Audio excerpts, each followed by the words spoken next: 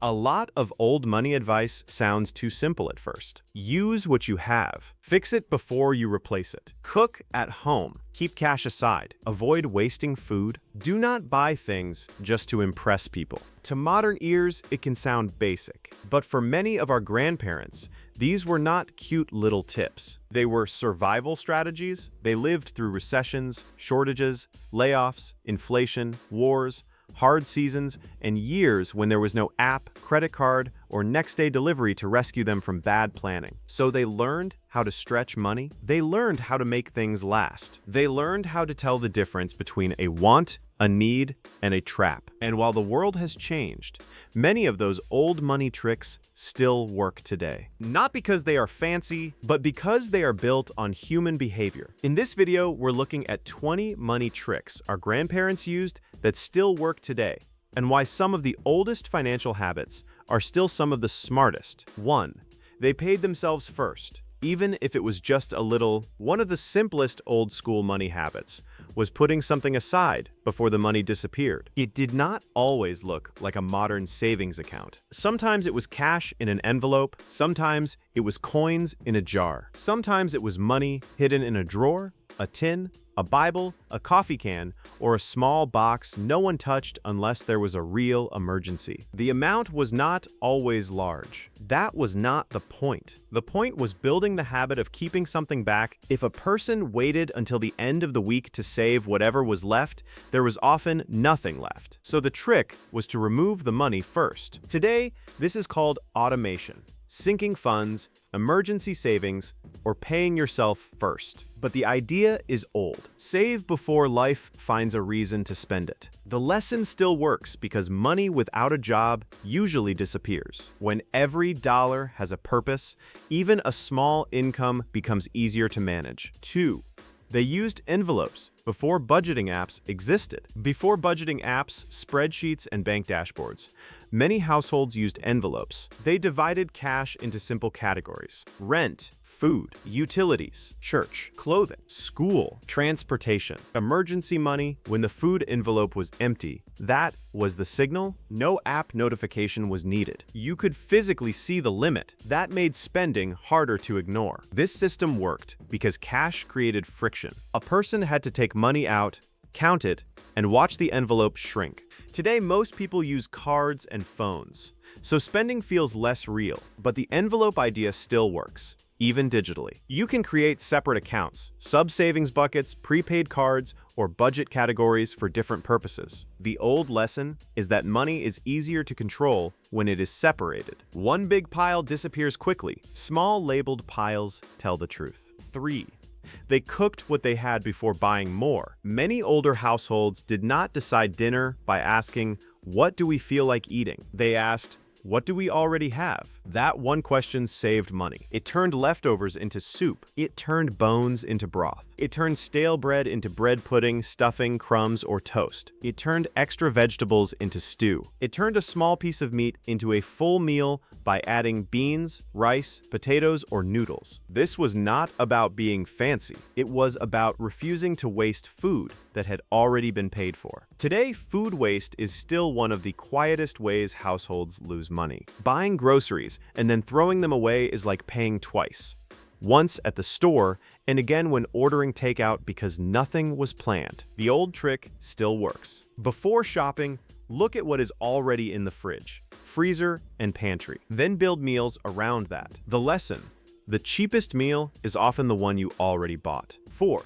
They repaired things before replacing them. Our grandparents lived in a repair-first world. Shoes were resold, buttons were replaced, socks were darned, furniture was refinished, tools were sharpened, small appliances were fixed, clothes were patched, chairs were glued. A broken item did not automatically mean a new purchase. It meant asking, "Can this be fixed?" Part of this was necessity. Things were expensive, options were fewer, and delivery was not instant. But it also created a different mindset. Ownership came with maintenance. Today, not everything is worth repairing. Some cheap items are designed to be replaced, but the old habit is still useful. Before buying new, ask 3 questions. Can it be repaired? Can it be reused another way? Can someone else fix it for less than replacement cost? The lesson: Replacement is convenient, but repair often protects wealth quietly. 5.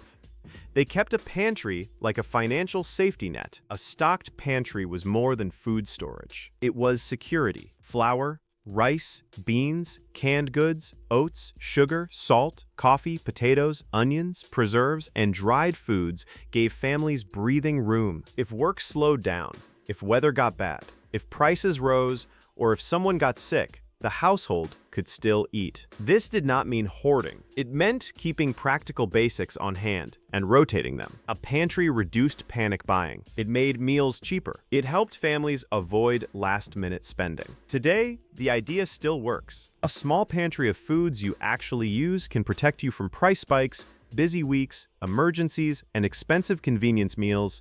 The trick is not to buy random bulk items that sit forever. The trick is to stock the basics your household already eats. The lesson: preparation saves money because emergencies are expensive when you are unprepared. 6.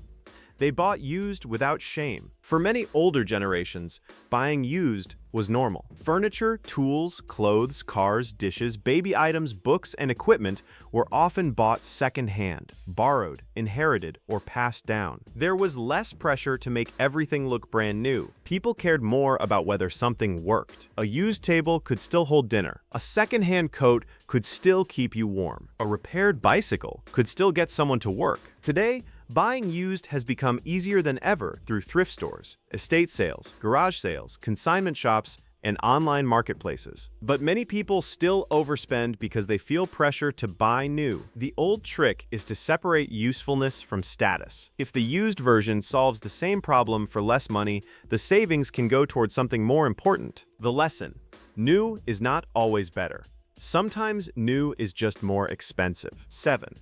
They avoided lifestyle inflation. When some people earned more, they immediately spent more. But many old-school households understood a quieter rule. Do not raise your lifestyle every time your income rises. If a raise came in, they might save more, pay down debt, repair the house, buy something needed, or build a cushion. They did not always rush to upgrade the car, the clothes, the furniture, or the vacations. This habit created breathing room. Today, lifestyle inflation is one of the biggest reasons people feel broke, even when they earn more than they used to. Every raise gets absorbed by new bills. A nicer car, a bigger apartment, more subscriptions, more eating out, more shopping, more convenience. The old trick still works. When income rises, pause before upgrading your life. Let the extra money strengthen you first. The lesson: wealth is built in the gap between what you earn and what you choose not to spend. 8. They used cash to feel the pain of spending. Cash made spending visible. When money left your hand, you felt it. A wallet got thinner. An envelope got lighter. A jar got emptier. That pain was useful. It slowed people down. Cards and digital payments are convenient, but they can make spending feel less real. Tap, swipe, click, subscribe, confirm. The money disappears quietly. Many grandparents did not need a complex financial system because cash itself created a limit. Today, you do not have to use cash for everything, but using cash for problem categories can still help. Groceries, eating out, fun money, clothing, random spending. If a category keeps getting out of control, cash can make it visible again. The lesson: when spending feels too easy, make it harder on purpose. 9.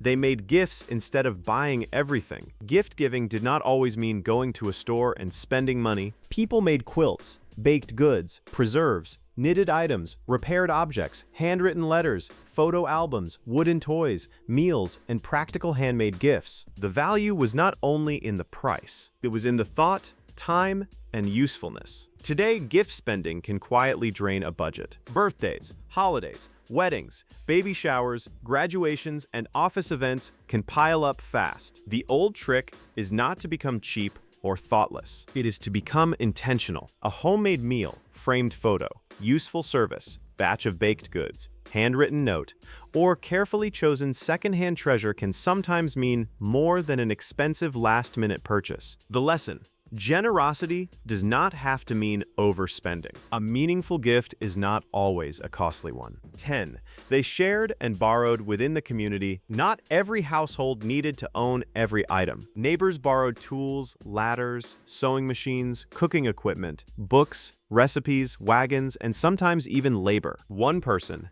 had the ladder. Another had the pressure cooker. Another had the truck. Another knew how to fix a fence. Communities often saved money by sharing resources informally. Today, people often buy things they use once or twice, then store them for years. The old trick is to ask whether ownership is necessary. Could you borrow it, rent it, share it, trade for it, buy it used and resell it? This is especially useful for tools, party supplies, baby equipment, specialty kitchen items, and occasional use gear. The lesson: access can be cheaper than ownership, and community can be a financial asset. 11.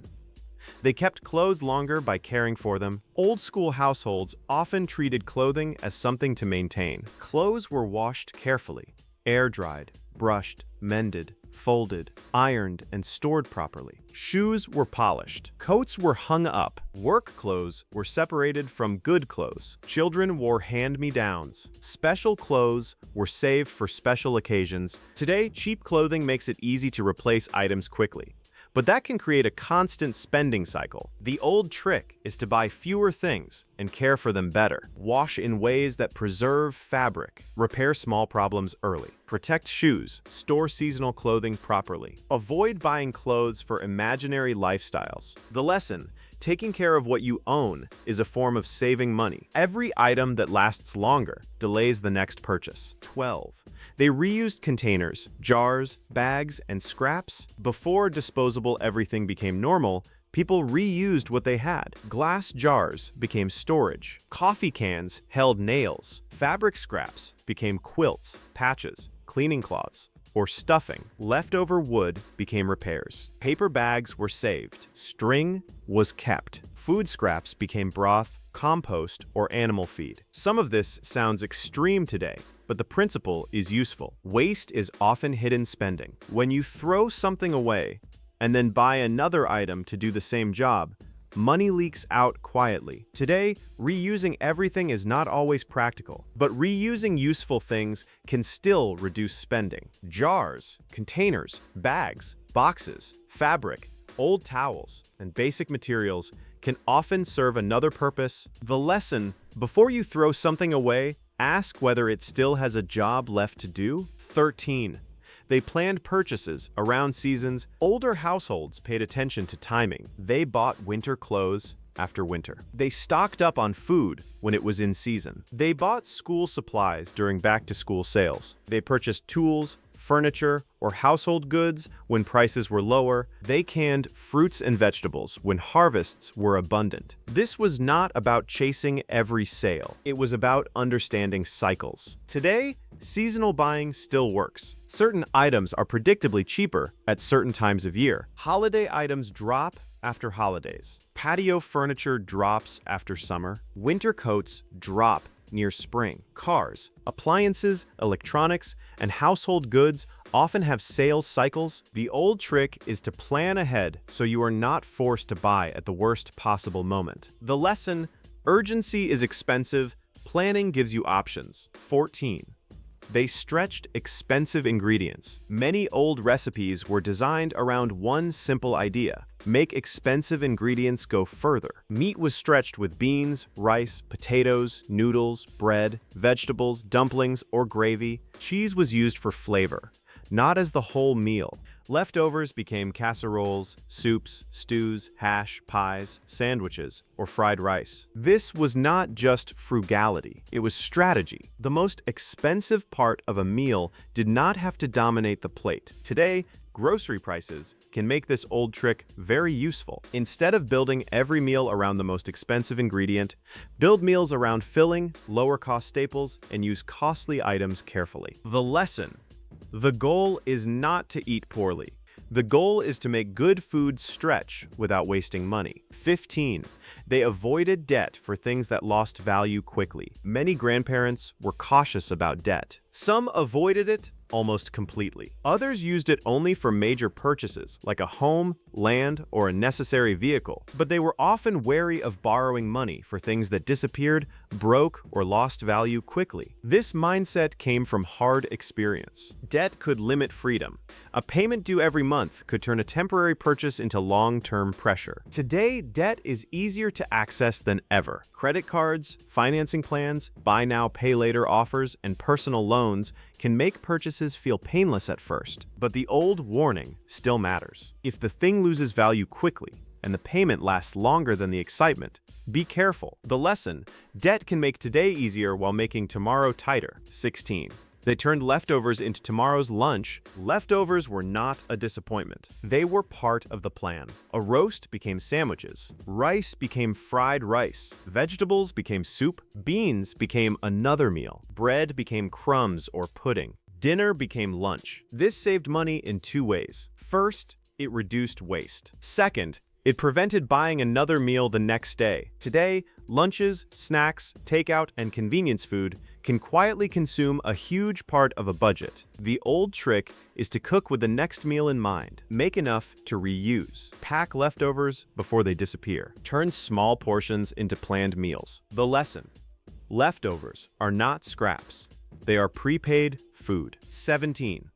They knew how to say no without explaining. Old school frugality often included social discipline. People said no to purchases, outings, requests, and expectations that did not fit the household budget. They did not always explain every detail. They simply said, "We can't afford that right now," or "That's not in the budget." Today, saying no can feel harder because spending is social. Trips, dinners, gifts, subscriptions, trends, clothes, devices, events, and lifestyle upgrades can all come with pressure. The old trick is remembering that financial peace often requires boundaries. You do not have to match everyone else's spending. You do not have to explain every decision. You do not have to buy something because someone else thinks you should. The lesson: every yes costs something, and a quiet no can protect your future. 18.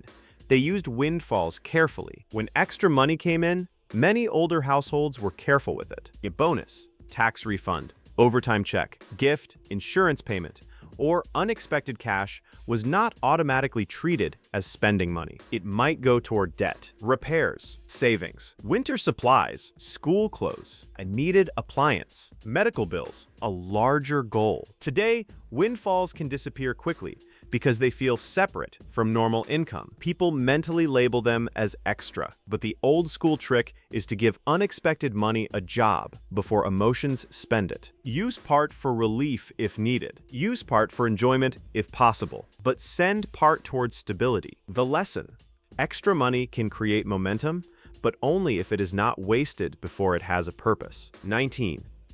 They kept basic records. Many grandparents tracked money with notebooks, ledgers, check registers, envelopes, receipts, or simple lists. They knew what bills were due. They knew who owed what. They knew what had been paid. They wrote things down because memory was not enough. Today, people have more financial tools than ever, but many still avoid looking at the numbers. The old trick is not complicated. Write it down: what came in, what went out, what is due next, what needs to be saved for. You do not need a perfect system. You need a system you will actually use. The lesson: money gets easier to manage when it stops being vague. Clarity is often the first step toward control. 20. They found pride in being resourceful. Maybe the most important old money trick was not a technique. It was an identity. Many people took pride in making things stretch. They were proud of fixing something, proud of cooking from scratch, proud of saving, proud of avoiding waste, proud of getting through hard times without falling apart. That mindset matters, because if frugality feels like punishment, it is hard to maintain. But if it feels like wisdom, strength, and independence, it becomes easier. Today, resourcefulness is still powerful. It helps people spend less, solve problems, avoid panic, and build confidence. The lesson: being careful with money is not something to be embarrassed about. It is a skill, and for generations, that skill helped families survive. When people talk about money today, the advice often sounds complicated. There are apps, hacks, strategies, accounts, systems, and trends everywhere. But many of the strongest money habits are old. Save before you spend. Use what you have. Avoid waste. Repair what you can. Plan ahead. Do not buy things just to impress people. Keep food in the house. Know where your money goes. Say no when you need to, and take pride in being resourceful. Our grandparents did not always have more money, but many of them understood something that still matters. A dollar protected is a dollar that can help you later, and the more you respect small amounts of money, the more power you have over the big ones. So maybe some of the best money tricks were never really lost. They were just buried under convenience, advertising, and the pressure to always buy more. If you enjoyed this look at old school money habits, subscribe. Thanks for watching.